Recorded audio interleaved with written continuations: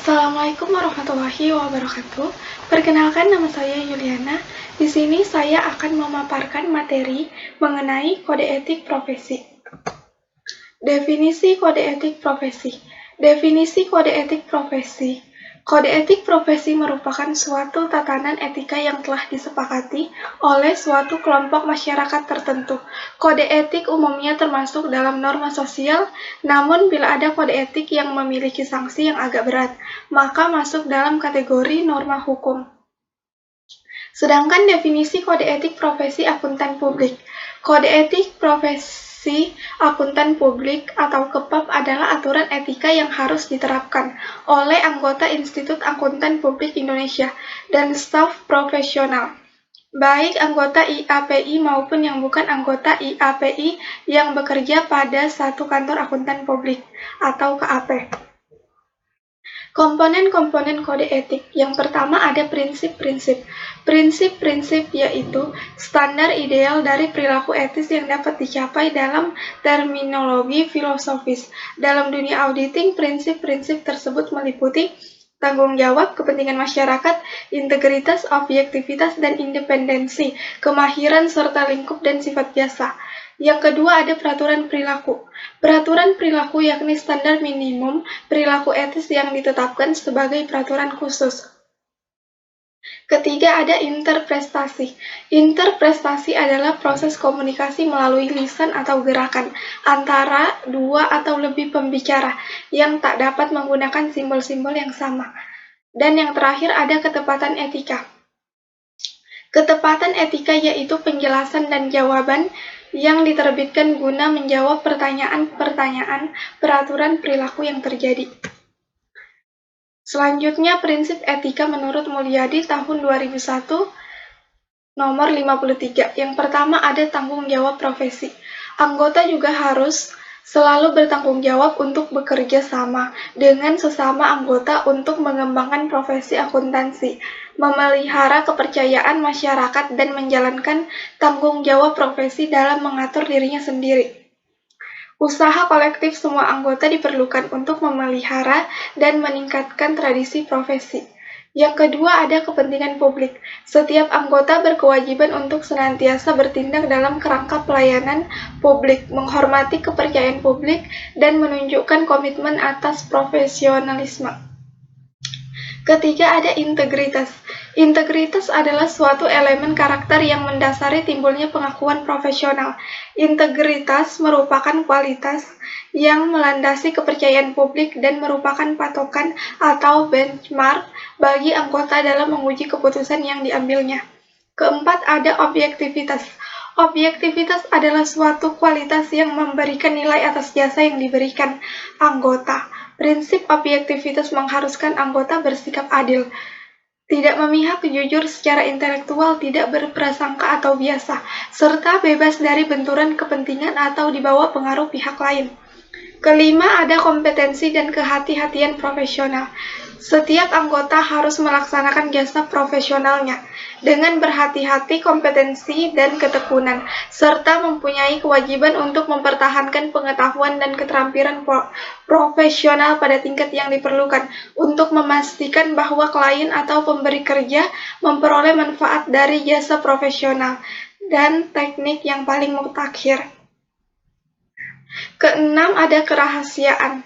Setiap anggota harus menghormati kerahasiaan informasi yang diperoleh selama melakukan jasa profesional dan tidak boleh memakai atau mengungkapkan informasi tersebut tanpa persetujuan, kecuali bila ada hak atau kewajiban profesional atau hukum untuk mengungkapkannya.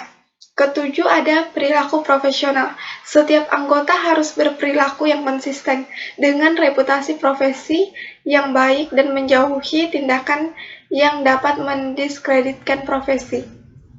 Dan yang terakhir ada standar teknis.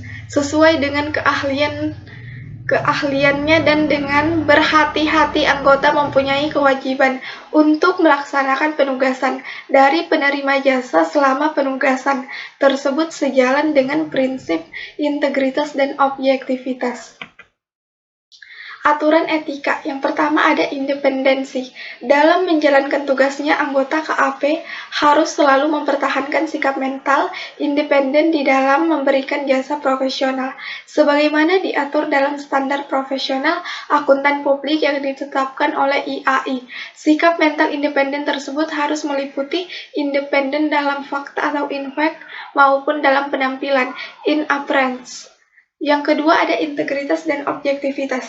Dalam menjalankan tugasnya, anggota KAP harus mempertahankan integritas dan objektivitas, harus bebas dari benturan kepentingan atau conflict of interest, dan tidak boleh membiarkan faktor salah saji material misstatement yang diketahuinya atau mengalihkan atau mensubordinasikan pertimbangannya kepada pihak lain.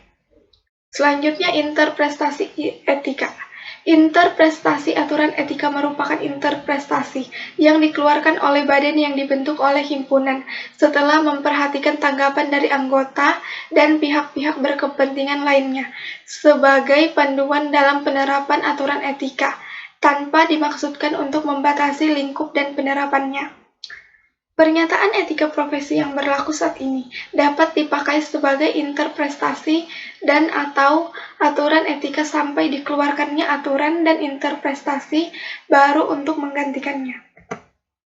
Faktor-faktor yang mempengaruhi pelanggaran kode etik menurut Yani tahun 1996 terbagi menjadi faktor internal dan eksternal. Dari faktor internal, yang pertama, tidak adanya perhatian yang sungguh-sungguh dari sebagian pimpinan KAP akan mutu pekerjaan audit mereka.